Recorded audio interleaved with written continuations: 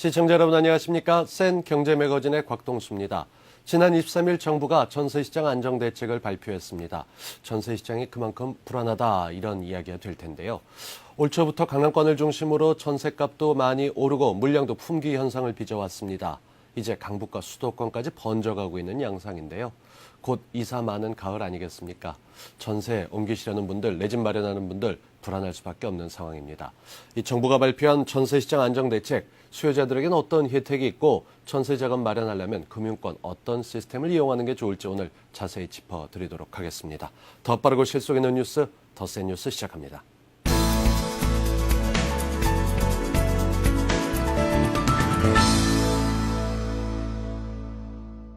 정부의 전세시장 안정대책 그리고 금융권의 전세자금 대출 관련된 내용 알아보도록 하겠습니다. 서울경제신문 금융비의 김영필 기자입니다. 어서 오십시오. 네, 안녕하세요. 안녕하세요. 이 지난 23일 발표한 정부의 대책, 역으로 얘기하면 그만큼 전세시장이 불안하다는 표시 아니겠습니까? 네, 정부가 전세시장 안정대책을 내놓은 것은 최근 강남 3구를 중심으로 시작된 전세값 인상세가 수도권 전적으로 확대되고 있기 때문인데요. 부동산 정보업체인 부동산 114에 따르면 올 들어 8월 중순까지 전세 가격은 서울 5.86%, 경기도가 3.85% 상승했습니다. 소비자인식 조사 결과에서는 세입자들의 주택 구입 의사가 눈에 띄게 높아졌는데요.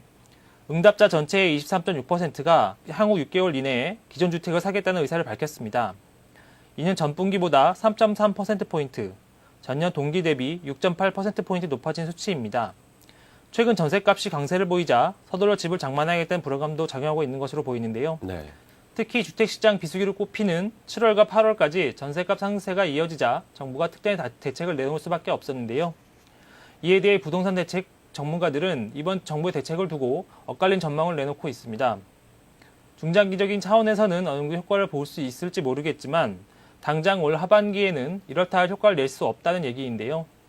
정부의 얘기를 한번 직접 들어보시겠습니다. 최근에 이 서울 지역을 중심으로 해서 전세 가격 상승세가 지속됨에 따라서 이 서민층이나 아니면 중산층의 주거 환경이 좀 악화될 수 있다는 판단에 따라서 정부는 크게 이제 두 가지 대책을 준비를 했는데요.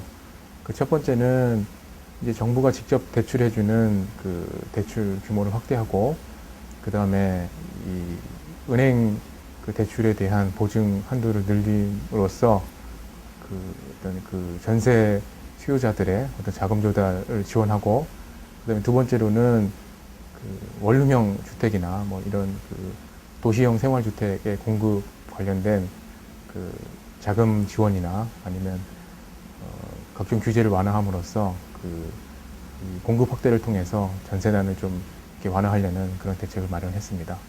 네, 그러니까 무주택 서민에 대한 지원 늘리면서 1, 2인 가구에 대해서 공급을 늘려서 해결하겠다. 전세 품귀 현상 해소법 같은데 이 국민들에게 구체적으로 얼마나 어떻게 지원이 될까요?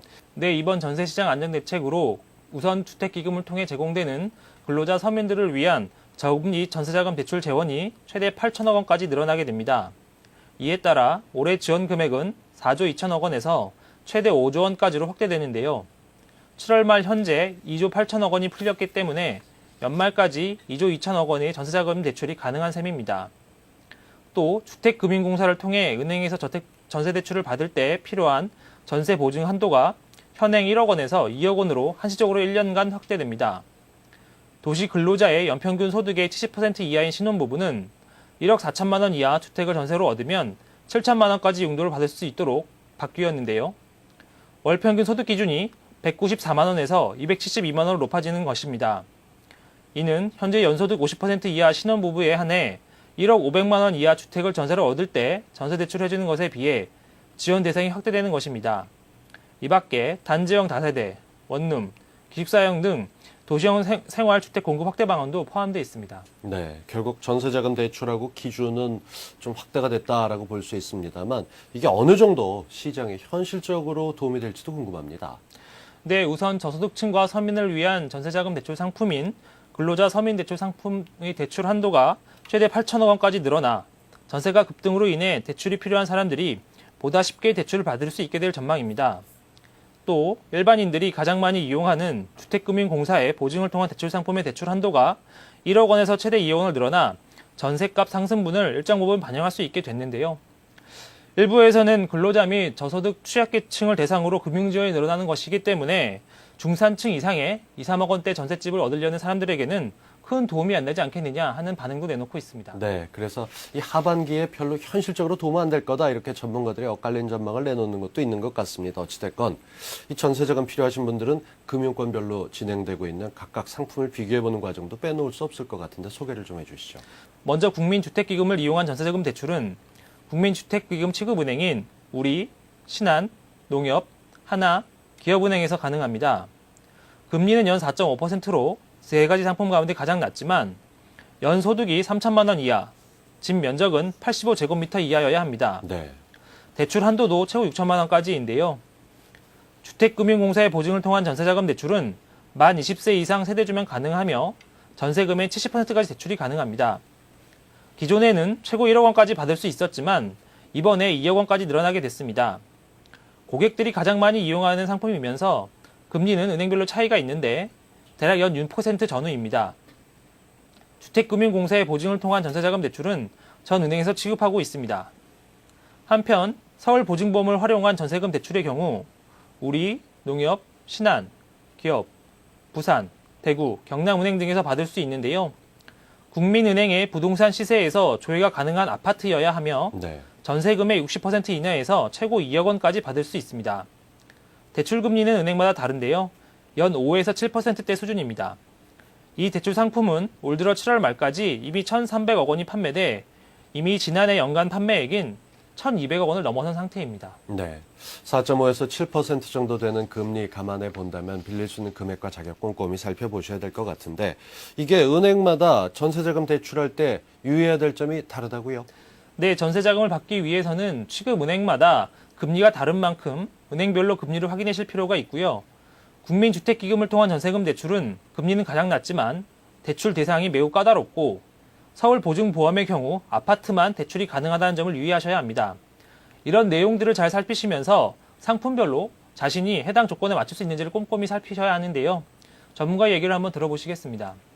고객의 소득 금액, 주택 종류, 주택 면적에 따라 대출 금액 및 대출 금리가 달라질 수 있으므로 사전에 대출 상담을 통해 고객 본인에 맞는 전세 대출을 확인하는 것이 중요하며 임대차 계약서상에 확정 일자를 받아놓은 것도 중요합니다.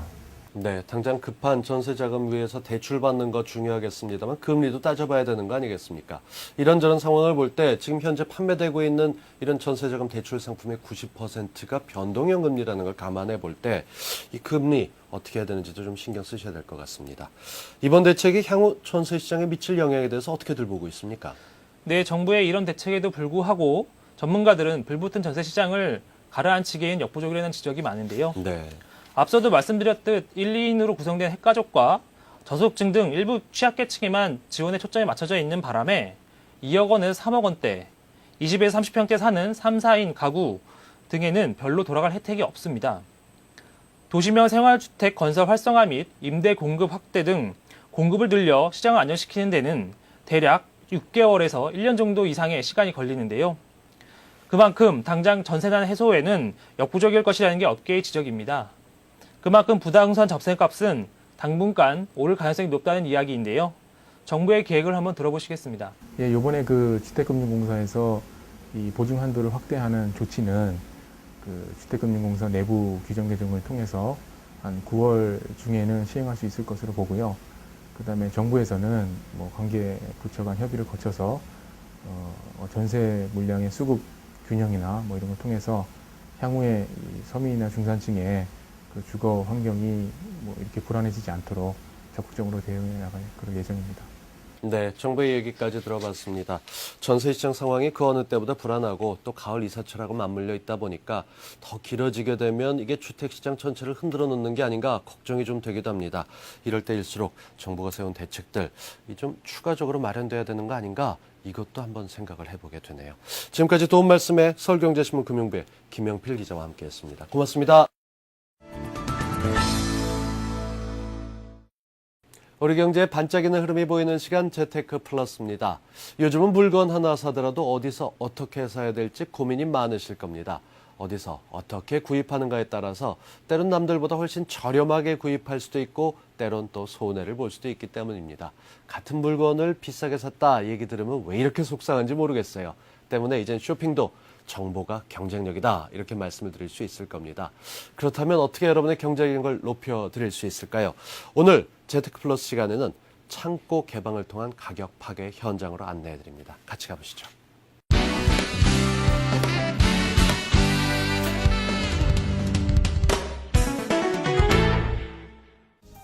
정보가 곧 경쟁력이다. 잘만 알고 찾아가면 돈 버는 세상. 그 무한한 혜택들이 고객들의 무한 감동으로 전해지는 생생한 현장들.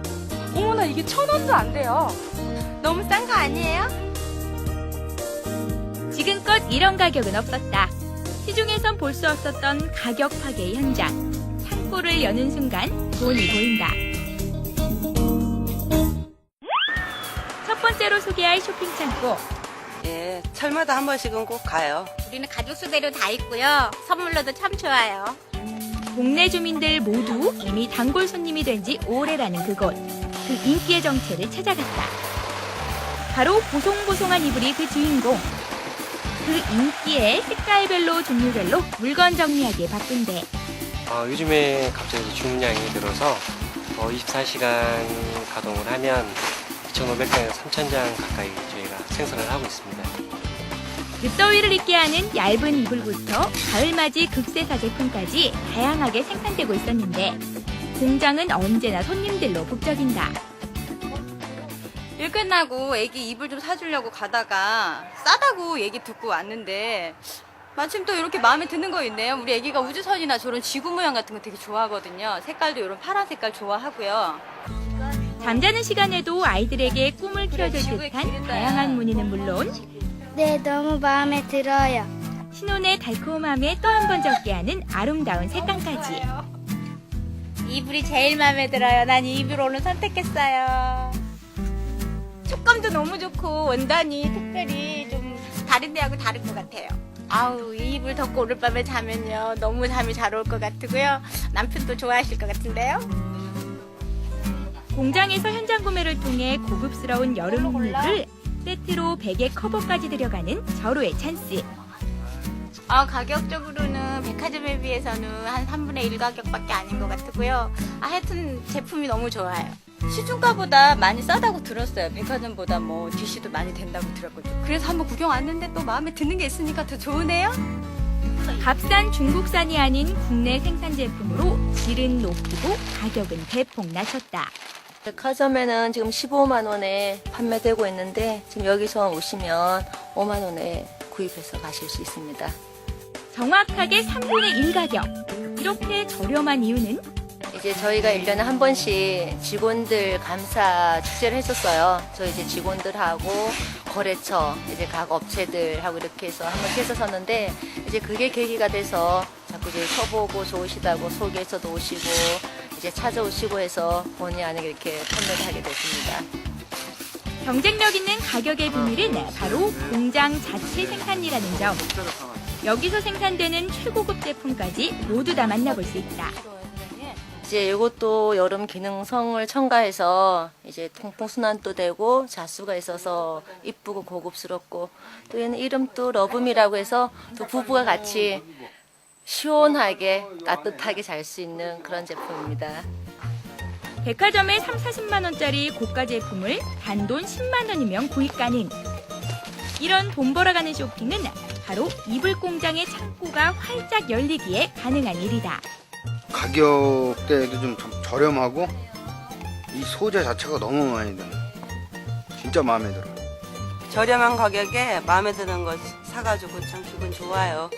좋은 제품을 싸게 사가지고 가서 발걸음이 가볍고요. 아주 만족스럽습니다. 두 번째로 찾아간 쇼핑 창고. 간판도 없는 건물이지만 소문 듣고 찾아오는 손님들로 줄을 잇는다. 가격도 싼 것 같고 괜찮으네요. 두루두루 살펴보고 좋은 거 있으면 많이 사가지고 가려고요. 여기가 바로 알뜰 쇼핑의 1번지라 할 수 있는 물류창고. 잘만 고르면 유명 브랜드의 제품들도 공짜나 다름없는 가격으로 장만해 갈 수 있다는데 이쁘지? 예쁜데 좀 작을 것 같아. 아니야, 나한테 맞아. 내가 맞나? 내가 맞는 거 아니야? 겉옷은 무조건 12,000원, 티셔츠는 아무리 비싸도 5,000원을 넘지 않는다. 아니 물건값이 싸고요. 옷도 괜찮고요. 저렴하니까 이때 사면은 좋잖아요. 많이 사놓으면 나도 좋은 것 같고 서로가. 한번 씌워봐야겠네요. 들어온 지 20분 만에 행복한 이유. 8개나 샀네요. 그래서 2만 원도 안 될 것 같은데요? 좋은 물건도 먼저 고르는 게 임자. 여기저기 손놀림들 분주하고. 그렇다면 청바지의 가격은? 보니까 7,000원밖에 안 하네요. 보니까. 청바지가 7,000원이요? 예. 3벌 해봐야 2만 원밖에 안 될 것 같고 한 2-3벌 정도 살 것 같아요. 제가 청바지를 또 매니아다 보니까 좀 기능성이라서 땀도 많이 좀 흡수할 것 같습니다. 가격은 어떤가요? 가격은 엄청 저렴합니다. 운동복 좀 고르고 있는데요. 종류도 많고 마음에 드는 게 많아가지고 고민이네요. 모처럼 만에 돈 걱정 없는 쇼핑.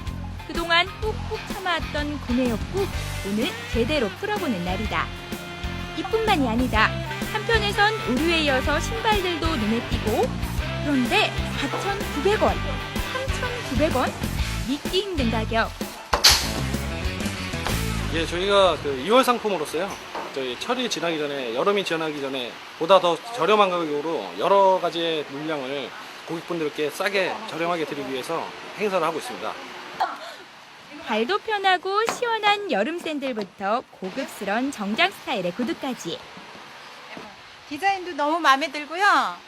발이 일단은 발이 너무 편하고 또 보기에도 좋고 가격도 만족하고 너무 좋습니다. 친구 소개로 왔는데요. 구두가 너무 예쁘고요. 마음에 너무 들어요. 너무 예쁘네요. 그런데 그때 야심차게 꺼내오는 물건이 있었으니 어머나 이게 1,000원도 안 돼요. 진짜 990원이에요? 네. 와, 990원이면 거저 아니에요, 거저? 여름철 신발의 꽃 바로 쪼리. 그리고 아동화가 야심차게도 990원. 대략 소비자가에서 10%에서 한 20% 보시면 됩니다. 보다 더 저렴하게 소비자들한테 대폭 할인된 가격으로 드리고 있습니다. 너무 싸가지고요. 저희 가족이나 하나씩 다 사이즈별로 하나씩 구입을 해드리려고요. 물류창고이기에 가능한 가격 파괴의 현장. 아는 만큼 혜택이 쏟아지고 모르면 그만큼 손해보는 게 당연지사. 종류도 많고 가격도 많이 싸가지고요. 다음에도 꼭 이용을 좀 많이 하려고요. 예, 많이 만족하고요. 앞으로 또 와서 뭐 좋은 물건 나올 때마다 와서 빨리빨리 사가야죠. 다른 사람들이 다 사가기 전에. 2월 상품이지만 백화점이나 뭐 비교해 보면 그렇게 많이 다르지가 않네요. 물건이 참 좋고 오늘 일찍 일어나는 새가 먹이를 찾듯이 조금만 부지런하면 누구든지 쇼핑의 명수가 될 수 있다. 피나는 노력이 없다면 좋은 결과도 없는 법. 알뜰살뜰하게 꾸리는 살림 노하우는 바로 꼼꼼하게 따지고 살피는 그 노력에서 나온다는 사실 잊지 마세요.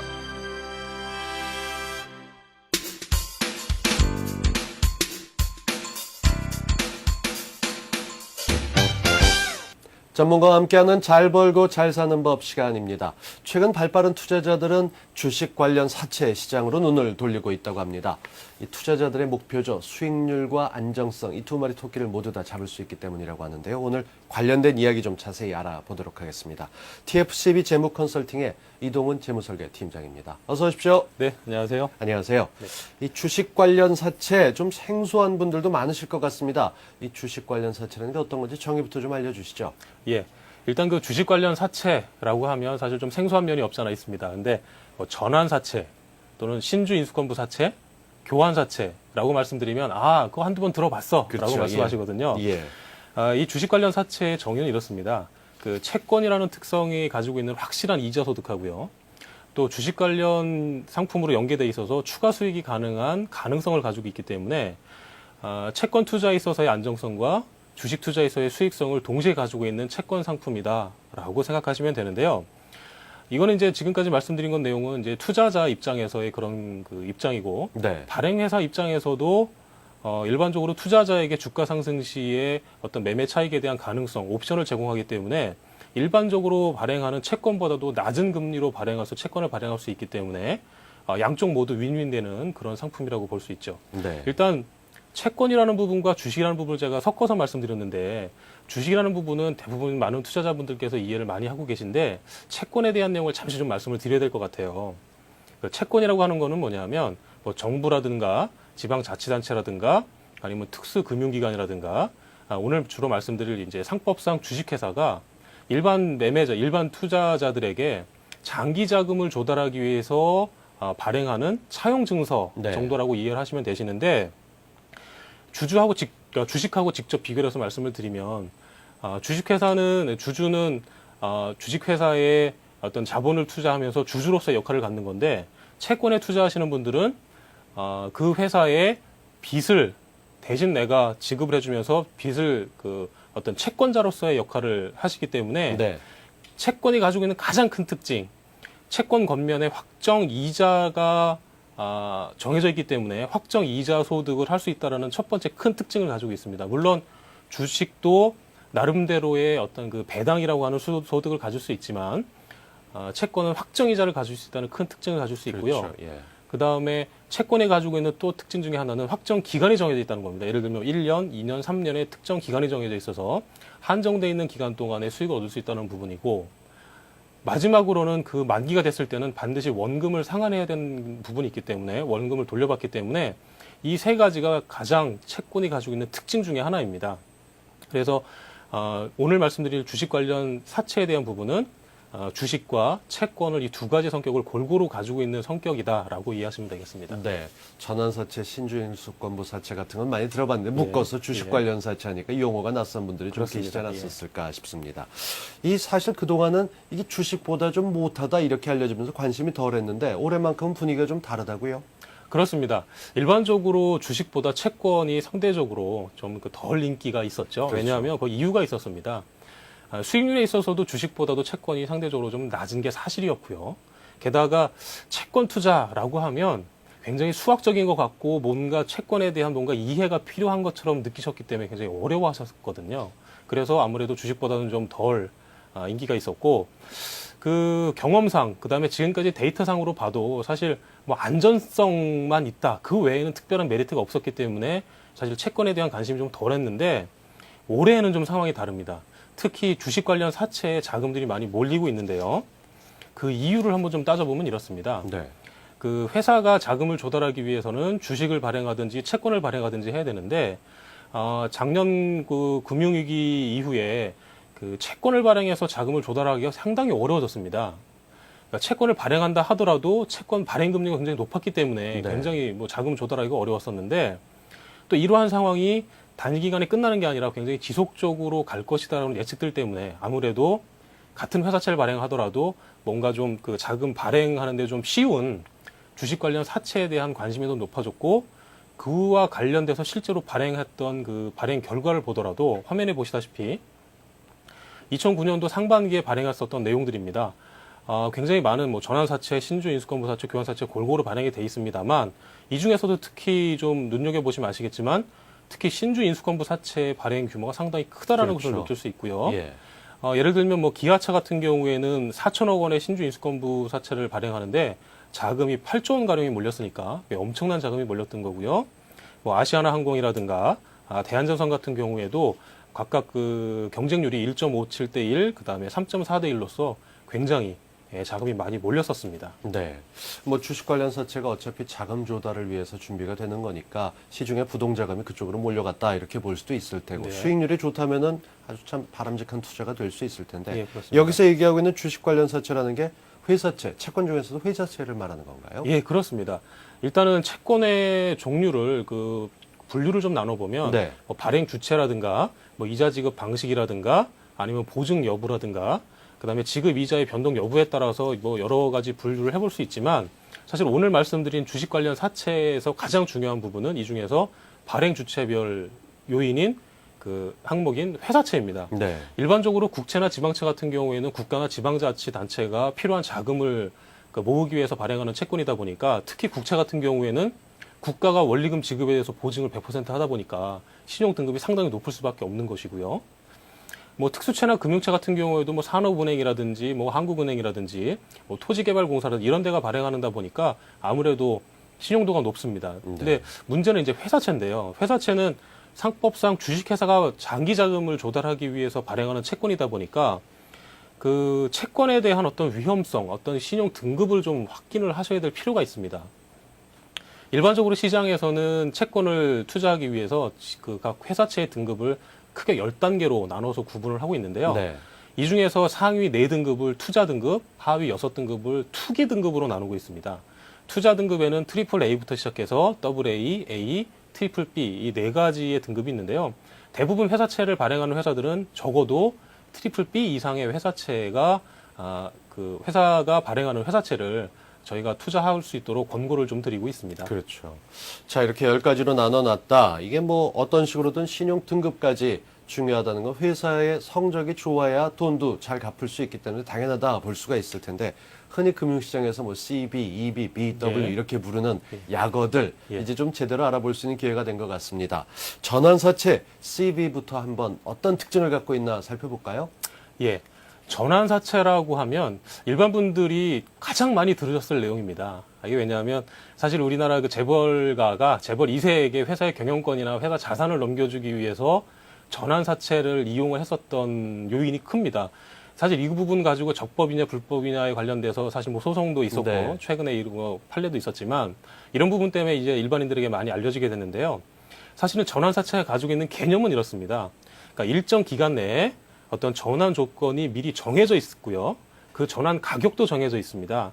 그래서 이것을 그 전환 가격을 이 사채를 발행한 회사의 주식으로 전환할 수 있는 권리, 그걸 우리가 흔히 이제 전환권이라고 하는데요. 이 전환권이 부여되어 있는 사채입니다. 그러니까 발행 당시에는 사채로 발행이 되지만 일정 시간이 흐름에 따라서 사채권자가 이걸 주식으로 전환하게 되다 보니까 성격상으로는 사채와 주식의 딱 중간적인 어떤 형태를 가지고 있는 것이죠.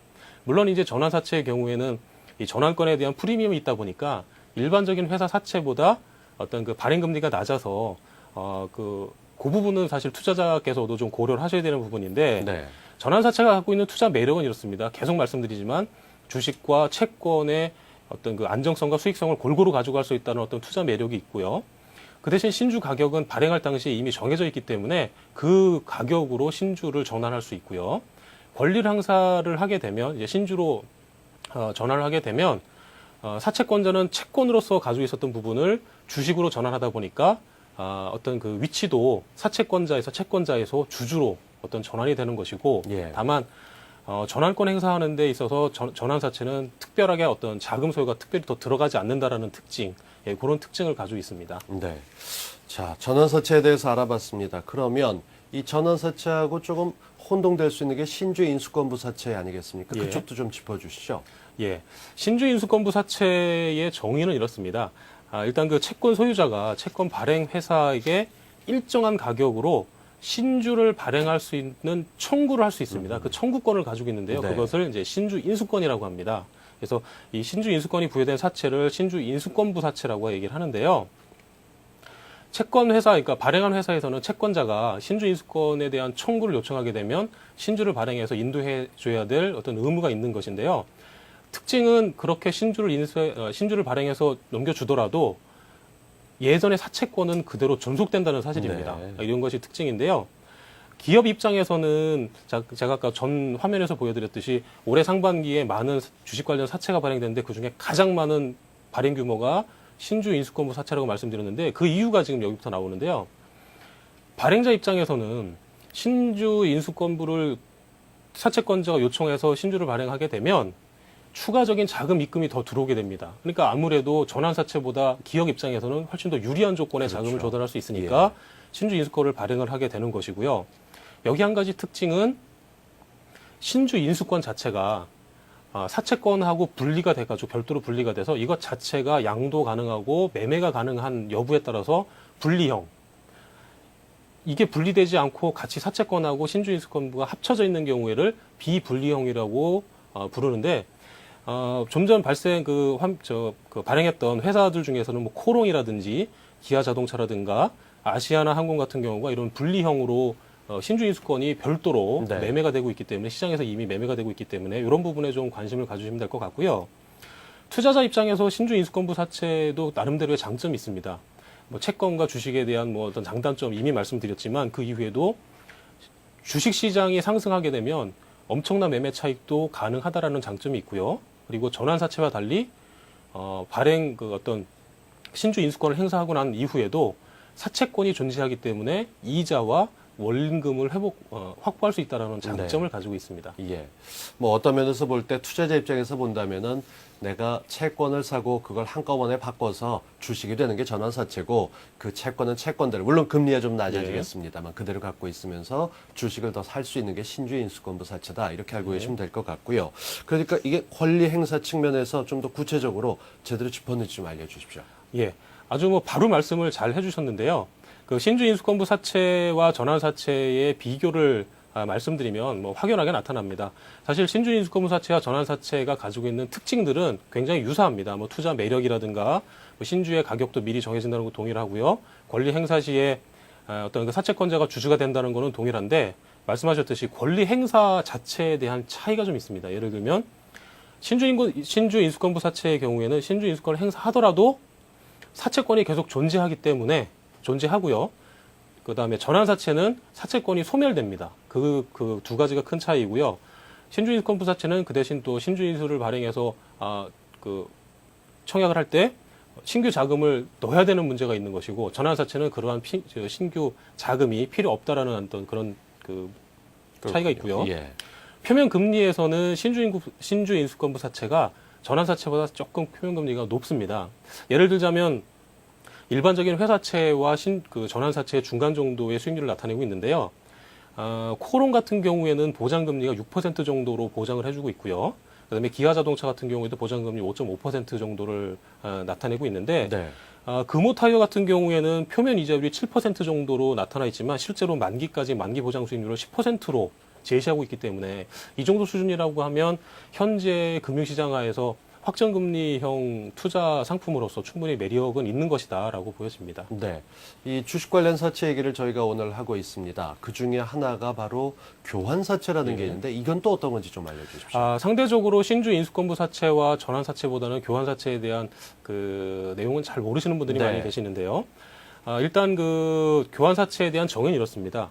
사채권자가 그 사채를 발행한 회사에게 교환 청구 기간 동안에 청구를 할 수 있는데 그게 발행회사의 주식이 아니라 그 발행회사가 보유하고 있는 타 회사, 타 상장회사라든가 타 협회 등록한 회사의 주식으로 교환해서 받게 된다는 그런 옵션을 갖고 있습니다. 이걸 이제 교환권이라고 하는데요. 장점이라고 하는 부분은 확정이자를 확정해서 받을 수 있다고 하는 투자 수단으로서의 장점도 있는 것이고 이게 발행회사 주식이 아니라 발행회사가 가지고 있는 소유하고 있는 타사 그 주식을 교환하다 보니까 타사 주식 가격이 어떤 주가가 오른다라고 하면 충분히 그 투자 매매로서의 매매 차익으로서의 어떤 가능성도 가지고 있다라고 보여집니다. 역시 채권이긴 하지만 이게 주식 시장의 영향을 상당히 받는 게 주식 관련 사채 시장의 매력 아닐까 싶은 생각이 드는데 확실하게 주식으로만 전환이 가능한 전환사채하고는 차이가 있는 거네요. 물론 차이가 좀 있습니다. 예를 들면 교환사채와 전환사채의 가장 큰 특징은 이게 발행회사의 주식이냐 아니면 그 발행회사가 가지고 있는 타 상장회사라든가 타 협회 등록 주식이냐의 차이일 뿐이고요. 나머지의 어떤 투자 매력이라든가 발행회사 요건이라든가 어떤 그 발행 기준이라든가 이런 것들은 전환사채와 거의 유사한 형태로 보여집니다. 네. 전환사채, 교환사채, 신주인수권부 사채에 대해서 오늘 정의를 좀 듣고 공부를 하셨을 것 같습니다. 그렇다면 실제 투자자 입장에서는 이 투자 전략을 어떻게 세우면 좋겠습니까? 일단 뭐 가장 많이들 알고 계시는 전환사채의 투자 전략을 한번 좀 말씀을 좀 드리면요. 일반적으로 이게 사채의 형태로 보유하는 기간과 주식으로 보유해서 가지고 있는 기간 두 개로 나눠 볼 수 있기 때문에 투자 전략도 사채를 가지고 만기까지 가져가는 전략, 그다음에 사채를 매각하는 전략, 그다음에 주식으로 전환해서 매각하는 전략, 그다음에 주식으로 전환해서 보유하는 전략을 가져갈 수 있는데요. 사실 투자자들이 가장 관심을 많이 갖는 이 전략은 세 번째로 말씀드렸던 주식으로 전환해서 매각하는 것을 가장 관심에 두고 있습니다. 그렇죠. 이 특징 자체가 어떤 사채 수익뿐만 아니라 주식에 대한 매매 차익도 고려를 하고 있기 때문인데요. 근데 이런 주식으로 전환해서 매각하시려고 하는 분들은 사실은 이 주식 관련 사채를 매입하실 때 몇 가지 신경을 몇 가지 쓰셔야 되는데요. 그 조건이 뭐 전환 가액 수준이라든가, 뭐 전환 주식의 성격이라든가, 전환 가능일이라든가, 발행 회사의 주가 전망이라든가 이런 부분들에 대한 세심한 분석이 필요한 상태이고요. 뭐 전환 사채로 매각하거나 뭐 특히 뭐 사채로 만기를 가져가거나 주식으로 전환해서 끝까지 보유하는 거는 일반 투자자가 가지고 있는 전략은 아니지만 뭐 네. 특수한 경우에는 그런 전략도 활용할 수 있다고 보여집니다. 네. 자, 어떤 식이 됐건 이 주식 관련 사채는 주식시장과 밀접한 관련을 갖고 있습니다. 매매 시기서부터 보유 방법, 투자 전략까지 차이가 날 수밖에 없는데요. 그런 만큼 투자자의 책임도 중요하다는 거 기억하시면 좋겠습니다. 투자 계획 세우시는데 오늘 도움이 되셨을 거라 믿으면서 TFCB 재무 컨설팅의 이동훈 재무설계 팀장이었습니다. 고맙습니다. 예, 감사합니다. 영화 왕의 남자를 통해서 우리에게 더욱 친숙하게 다가선 전통 놀이 문화가 있습니다. 중요 무형문화재 제58호 줄타기입니다. 많이들 그 영화의 장면을 떠올리실 텐데요. 1300년의 역사를 새기고 다시 제2의 전성기를 맞고 있는 줄타기. 그 줄타기의 성공 뒤에는 바로 이분의 노력이 있었다고 합니다. 땅 위에서의 삶보다 줄 위에서 삶이 더 자유롭고 행복하다고 말하는 김대균 명인. 오늘 퍼스트 클래스에서 만나봅니다.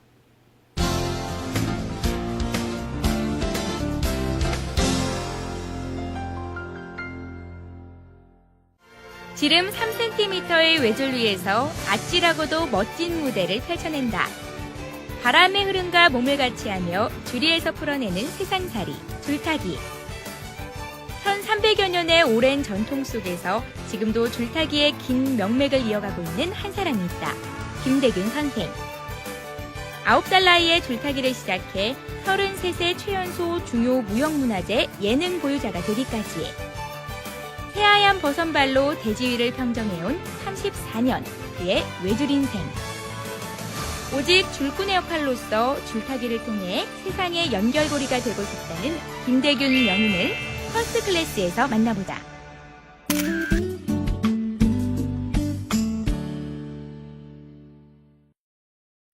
요즘 이제 과천에서 그 전수 교육하고 있고요. 또 우리나라 그 축제 현장이 많으니까 축제 현장에서 공연도 병행을 하고 있습니다. 우리가 그 수학 문제를 풀다 보면 그 방정식 공식이 있잖아요. 이 줄타기도 각 그 기의 동작마다 공식화되어 있기 때문에 수학의 그 방정식 공식처럼 암기를 하고 그대로 준수하면 절대 위험하지 않습니다. 우리나라 줄타기는 그 예전부터 오랜 시간을 두고 그 전승되어 온 이제 그 줄타기인데요.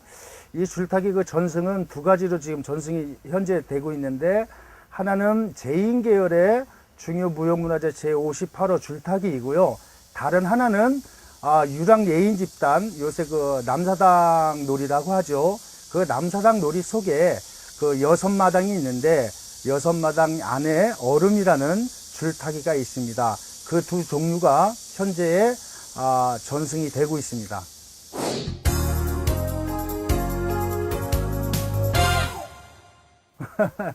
아무래도 저 최연소 인간문화재를 받았는데 개인적으로는 굉장히 기쁘고 실제로 그 축하 전화도 많이 받았습니다. 근데 이제 그 당시에 어떤 개인적인 기쁨보다는 정부에서 성실성을 바탕으로 그만큼 열심히 하라고 일찍 인정을 해준 거기 때문에, 또 반면에 그만큼 그 젊은 나이에 됐기 때문에 그만큼 여러 선생님에 비해서 할 일이 많은 거니까 그거는 일을 더 열심히 많이 해라, 그런 격려 차원에서 인정을 해준 게 아닌가 싶습니다. 제가 곧 9살에 그 줄타기 임무를 했는데요. 그 용인에 소재한 그 한국민속촌이 저희 어렸을 때 그 놀이터였습니다. 매일같이 그 학교 갔다 오면 그 민속촌에서 뛰어놀곤 했는데요. 그 당시에 김영철 선생님께서 민속촌에서 공연을 하고 계셨고, 또 저희들이 늘 뛰어놀았는데, 그때 이제 저희 선생님이 인간문화재가 되셨거든요. 그때 이제 제자분도 안 계셨고 해서 그러니까 줄을 타야 된다 그런 게 아니고 문화 환경 자체가 자연스럽게 접하게 됐고 자연스럽게 줄타기에 입문하게 되는 그런 그 동기부여가 된 것 같습니다.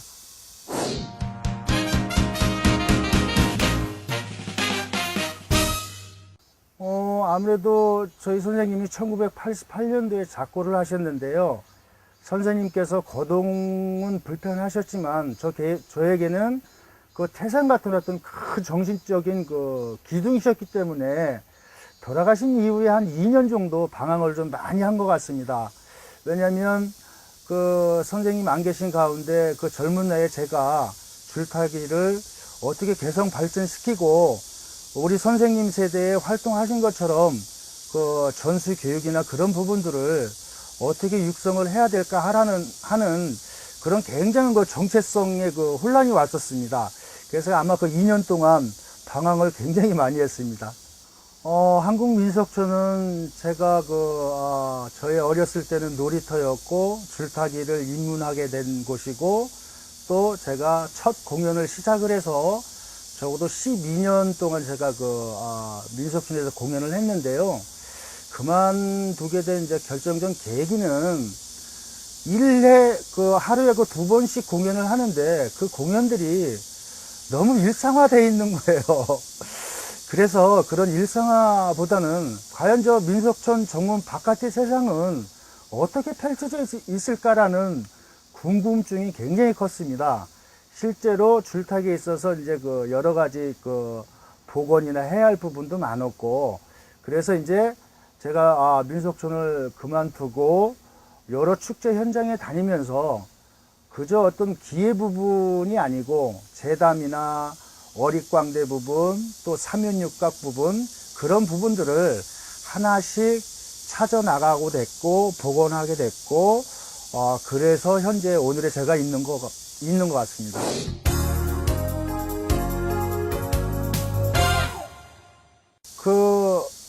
첫 공연이겠죠. 물론 이제 초등학교 6학년, 5학년 때 선생님이 이렇게 공연하실 때도 했지만 그것보다는 김대균이라는 이름 석자를 걸고 처녀 공연했을 때 그게 이제 1982년 5월 5일 날 한국민속촌에서 이제 첫 공연이었는데요. 그때가 제일 기억에 남습니다. 기억에 남고 또 이제 처음 공연을 하니까 긴장도 굉장히 많이 했는데 그날만큼은 우리 선생님께서 마음껏 응원도 해주시고 기뻐해 주시고 너무나 기뻐하시던 그 모습이 지금도 눈에 선할 정도인데요. 그 공연이 제일 기억에 남습니다. 각 나라마다 이제 줄을 타는 어떤 줄타기가 존재한데요. 그 가장 큰 차이는 기존에 이제 외국의 줄타기는 어떤 스릴 위주, 나이아가라 폭포를 건너간다 할지, 그러니까 아크로바틱 위주의 어떤 줄을 탄다면 또 다수의 국가들이 와이어 줄을 타고 있습니다. 그 반면에 우리 줄은 와이어 줄이 아니고 탄력이 있는 이제 3줄을 이용을 하는데요. 가장 큰 차이는 우리네 줄타기는 노름 형태를 지니고 있더라는 거죠. 관객과 줄을 타는 줄광대와 어떤 눈과 마음 교감을 통해서 소통하면서 이런 줄판 자체를 공유하면서 만들어가는 게 아마 가장 큰 특징이 아닐까 싶습니다. 지금 과천에서 이제 전수 교육을 진행을 하고 있는데요. 초등학교 대상으로 일주일에 이제 아이들 방과 후에 교육을 지금 진행을 하고 있고요.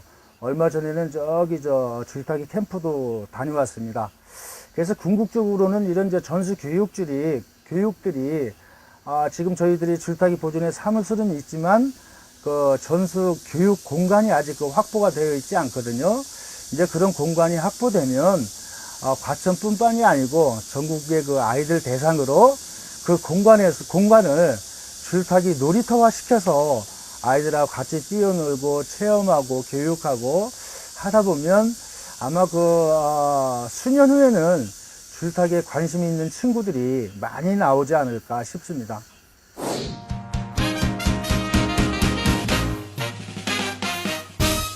네, 궁극적인 목표는 첫째는 과천 중심으로 전수 교육을 시켜서 줄타기에 있는 관심 있는 친구들이 많이 나올 수 있도록 전수 교육에 이제 심혈을 이제 기울일 거고요.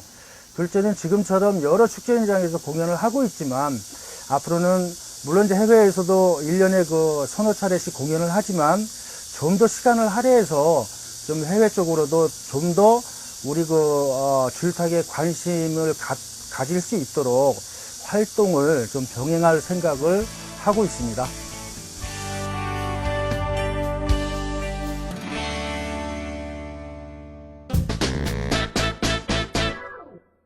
최근 다양한 경제 관련 지표 조사에 따르면 우리 경제가 회복 조짐을 보이고 있다, 이렇게 분석이 됩니다.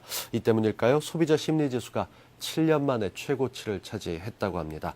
대내적으로는 경제 회복 분위기가 이제 제대로 자리 잡혔다, 이렇게 볼 수가 있습니다. 정부도 여러 가지 대책을 내놓고 있는데요.